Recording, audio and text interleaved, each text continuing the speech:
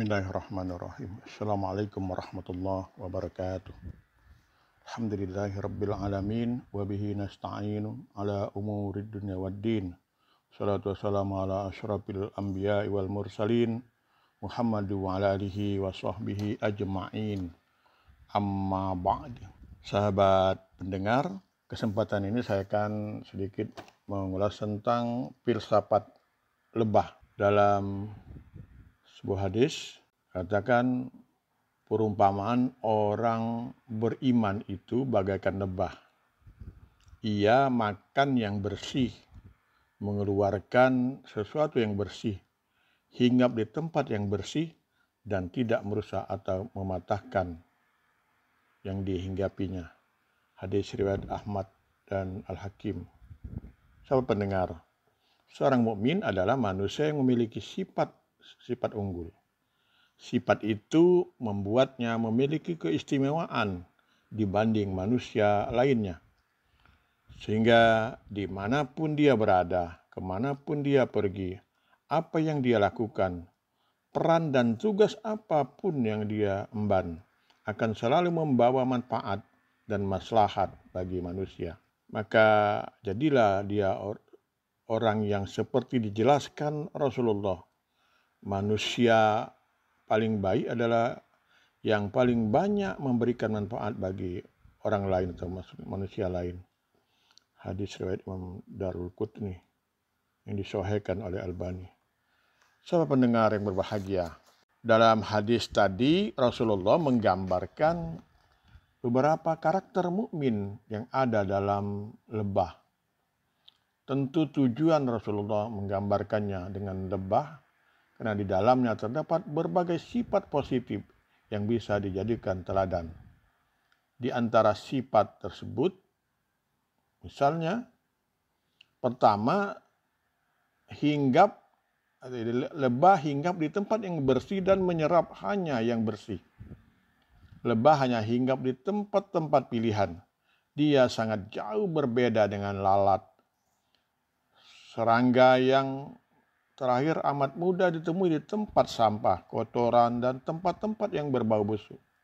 Tapi lebah, ia hanya akan mendatangi bunga-bunga atau buah-buahan, atau tempat-tempat bersih lainnya yang mengandung bahan madu atau nektar. Begitu pula sifat seorang mukmin.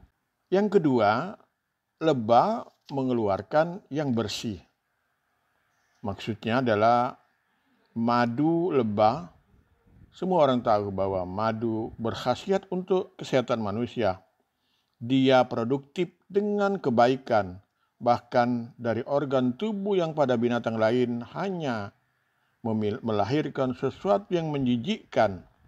Begitu pula seorang mukmin, dia adalah orang yang produktif dengan kebajikan. Allah berfirman, Ya ayyuhalladzina amanu rka'u wasjudu wa'budu rabbakum waf'alul khaira la'allakum tuflihun. Hai orang-orang yang beriman, rukuklah kamu, sujudlah kamu, sembahlah Rabbmu dan perbuatan kebajikan supaya kamu mendapat kewenangan. Al-Hajj ayat 77. Al-khair adalah kebaikan atau kebajikan. Akan tetapi al-khair dalam ayat tadi bukan merujuk pada kebaikan dalam bentuk ibadah ritual. Sebab perintah ibadah ritual sudah terwakili dengan kalimat rukuklah kamu, sujudlah kamu, dan sembahlah Rabbmu. Al-khair dalam ayat itu justru bermakna kebaikan atau kebajikan sosial yang bisa dirasakan oleh sesama dan makhluk lain. Yang ketiga, tidak pernah merusak. Seperti yang disebutkan dalam hadis yang sedang kita bahas ini. Lebah tidak pernah merusak atau mematahkan ranting yang dia hinggapi. Begitulah seorang mukmin. Dia tidak pernah melakukan perusakan dalam hal apapun, baik materi maupun non-materi.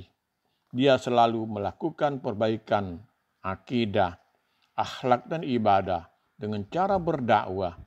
Jika mengubah kezaliman apapun bentuknya dengan cara berusaha menghentikan kezaliman itu. Jika kerusakan terjadi akibat korupsi, Ia memberantasnya dengan menjauhi perilaku buruk itu dan mengajukan koruptor ke pengadilan. Sahabat pendengar yang berbahagia, karena demikian beberapa karakter lebah yang patut kita tiru.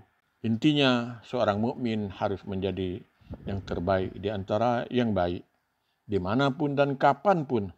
Maka bukanlah tanpa hikmah jika Allah menyebut-nyebut dan mengamadikan binatang kecil itu dalam Al-Quran sebagai salah satu nama surat. Ini surat An-Nahl. Wallahu alam, nasrimnallahu wa patun qarib. Wassalamualaikum warahmatullahi wabarakatuh.